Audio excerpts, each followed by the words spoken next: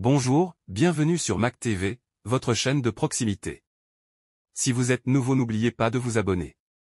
Suivez attentivement cette vidéo jusqu'à la fin, vous comprendrez les accords secrets de Corneille Nahanga et le président Paul Kagame pour la balkanisation du Congo. Rwanda ET, le projet AFDL, un plan de conquête. L'histoire de la RDC est marquée par des événements souvent méconnus ou mal interprétés. L'AFDL, Alliance des forces démocratiques pour la libération du Congo, n'a jamais été un projet congolais, mais une initiative pilotée par le Rwanda et ses alliés. La présence de Laurent-Désiré Kabila dans ce mouvement n'était qu'un écran de fumée destiné à masquer la véritable mainmise étrangère sur l'est du pays. MZ Laurent-Désiré Kabila, un révolutionnaire récupéré. Laurent-Désiré Kabila n'était pas un inconnu dans l'histoire du Congo. Loin d'être un agent du Rwanda, il était un maquisard oublié, engagé depuis des décennies dans une lutte pour l'émancipation du peuple congolais. Inspiré par les idéaux lumimbistes, il avait participé à la résistance contre le régime néocolonial de Mobutu installé après l'assassinat de Patrice Lumumba. Dans les années 1960, il collabora brièvement avec Che Guevara dans le cadre d'un projet révolutionnaire visant à instaurer une véritable souveraineté populaire au Congo. Cependant, l'aventure tourna court, Guevara quittant le maquis de Fizi après avoir constaté un manque de coordination et de moyens. Malgré cet échec, Kabila poursuivit son combat et prit part aux batailles de Moba 1 et Moba 2, affrontant Mobutu avec l'appui de certaines forces régionales. Mais avec le temps, son combat perdit en visibilité et il devint un acteur marginalisé. Ce n'est qu'avec l'effondrement du régime de Mobutu et la volonté du Rwanda de s'étendre en RDC que Kabila fut repêché pour donner un visage congolais au projet AFDL.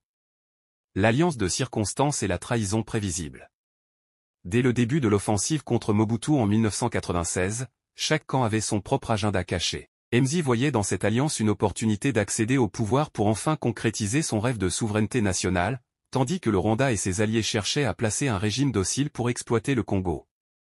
Mais l'idylle fut de courte durée. Après seulement 15 mois au pouvoir, MZ prit une décision historique, expulser les troupes rwandaises du pays.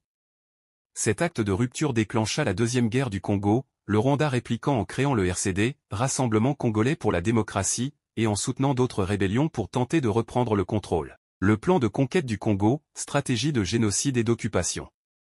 Derrière la façade politique de la FDL, le véritable plan de conquête du Congo reposait sur une stratégie méthodique alliant guerre, génocide et occupation. 1. L'infiltration par les rébellions successives. Après l'expulsion des troupes rwandaises en 1998, Kigali a mis en place une succession de groupes armés, RCD, CNDP, M23, AFC, dans le but de maintenir une pression militaire constante sur la RDC et d'empêcher toute stabilisation du pays.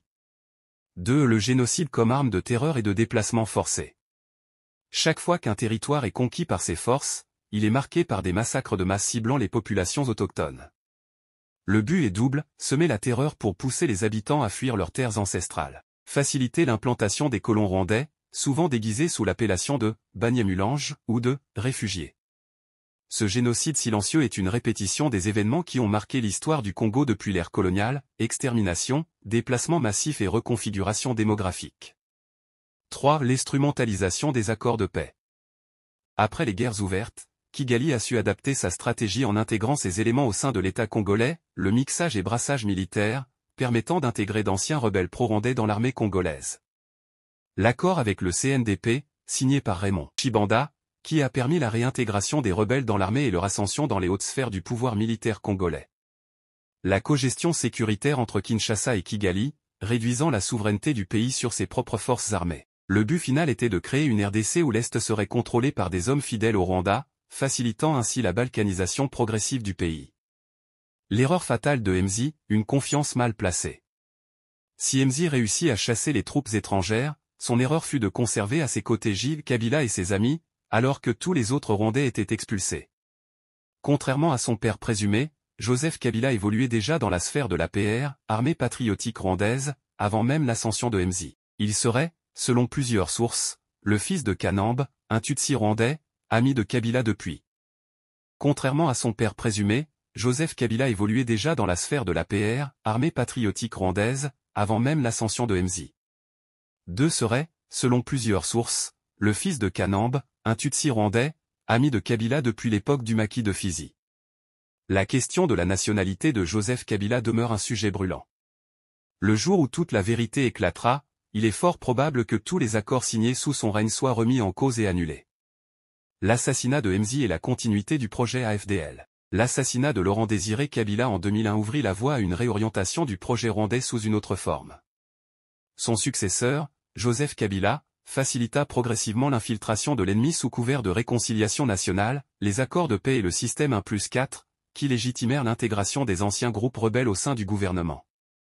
La sécurisation du pays confiée aux infiltrés, avec le mixage et le brassage des militaires, permettant aux ex-rebelles pro-rwandais d'intégrer l'armée nationale. L'accord avec le CNDP, un groupe armé fondé par le Rwandais Laurent Nkunda, qui donna naissance plus tard au M23.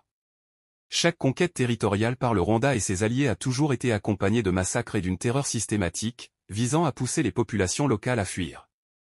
Cette stratégie d'épuration vise à faciliter l'implantation des sujets rwandais, qui se réinventent tantôt en Banyamulenge, tantôt en réfugiés pour justifier leur présence en RDC. L'arrivée de Félix Tshisekedi, une nouvelle clause secrète? L'accession de Félix Tshisekedi à la présidence en 2018 continue de susciter des interrogations. Il serait probable que son élection ait été conditionnée par des accords secrets impliquant Joseph Kabila, le Rwanda et la communauté internationale. Cela expliquerait pourquoi cette dernière fait pression sur lui pour négocier avec le M23 ou le Rwanda.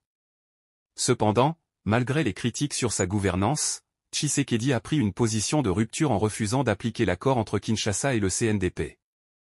Un accord perçu comme une capitulation face à l'ennemi et qui, s'il était mis en œuvre, signerait définitivement l'occupation de l'Est du pays. Un combat inachevé pour la souveraineté. L'histoire retiendra que la FDL n'a jamais été un projet congolais mais un cheval de Troie du Rwanda pour contrôler la RDC. Laurent-Désiré Kabila, bien qu'ayant saisi l'opportunité de prendre le pouvoir, a fini par comprendre qu'il était en train d'être utilisé. Sa tentative de rectifier la trajectoire lui a coûté la vie, mais son combat pour un Congo libre reste inachevé. Aujourd'hui, alors que le spectre de la balkanisation refait surface sous de nouveaux visages, la question de la véritable identité de Gilles Kabila et de la validité des accords qu'il a signés demeure cruciale. Qu'en pensez-vous ?